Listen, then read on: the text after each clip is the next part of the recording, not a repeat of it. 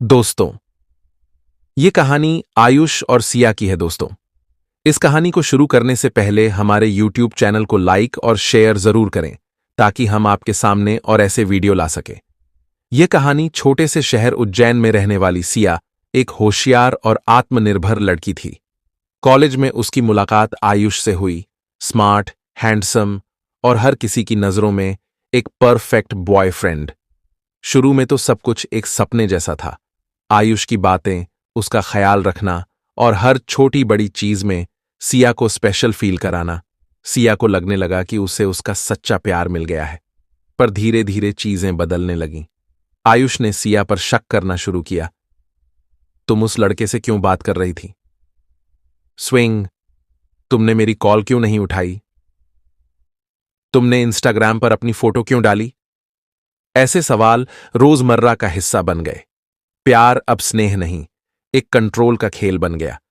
सिया ने कई बार रिश्ता खत्म करने की कोशिश की, लेकिन हर बार आयुष माफी मांगता, रोता और कहता, अगर तुम मुझे छोड़ दोगी तो मैं खुद को नुकसान पहुंचा दूंगा। गिल्ट और इमोशनल ब्लैकमेल ने सिया को जकड़ लिया। फिर एक दिन सिया को एक अनजान नंबर से कॉल आया। तुम अकेली नहीं हो, आयुष ने मेरे साथ भी यही किया था। सिया ने उस लड़की से बात की और फिर 2 और लड़कियां सामने आईं। सबके साथ आयुष ने प्यार के नाम पर खेल खेला था, सबको इमोशनली मैनिपुलेट किया। अब सिया ने फैसला किया, खामोश रहना अब सही नहीं है। उसने सबूत जुटाए, उन सभी लड़कियों को एक साथ लाकर आयुष के खिलाफ पुलिस में रिपोर्ट दर्ज करवाई। सोशल मीडिया पर भी सबने आवाज उठाई। आयुष का मुखौटा आखिरकार उतर गया। दोस्तों, प्यार एक खूबसूरत एहसास है, लेकिन जब वो डर, शक और कंट्रोल में बदल जाए तो वो खतरनाक खेल बन जाता है। ऐसे रिश्तों से निकलना मुश्किल होता है, पर जरूरी भी। आयुष की गिरफ्तारी के बाद कुछ दिन शहर में हलचल रही। सिया को लगा अब उसका पीछा छूट गया है। वो फिर से अपनी पढ़ाई और जिंदगी पर ध्यान देने लगी। लेकिन कहानी यहीं खत्म नहीं हुई थी। एक रात उसे एक अजनबी नंबर से मैसेज आया, तुमने जो किया उसका अंजाम भुगतने के लिए तैयार रहो। पहले तो उसने इसे नजरअंदाज किया, लेकिन फिर उसकी गाड़ी की ब्रेक फेल हो गई। हॉस्टल के कमरे में कोई उसकी गैर मौजूदगी में घुस चुका था। उसका लैपटॉप, उसकी डायरियां छेड़ी गई थीं। सिया ने पुलिस से बात की, लेकिन पुख्ता सबूत न होने के कारण वो कुछ नहीं कर पाए।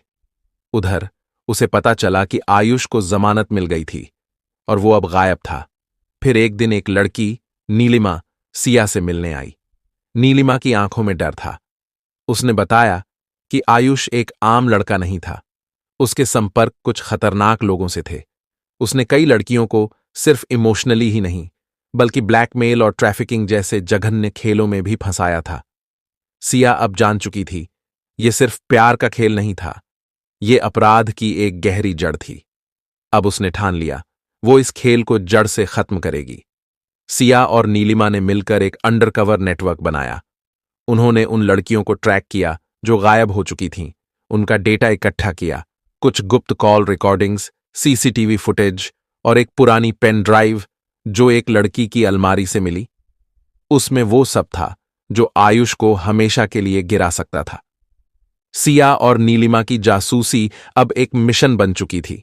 उन्होंने जिन फाइलों और वीडियो सबूतों को इकट्ठा किया था, वो इतना धमाकेदार था कि पुलिस ही नहीं, क्राइम ब्रांच की भी दिलचस्पी जाग गई।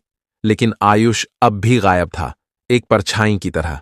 फिर एक रात सिया को एक कॉल आया। कोई भारी भरकम आवाज में बोला, तुम्हें लगा तुम जीत रही हो?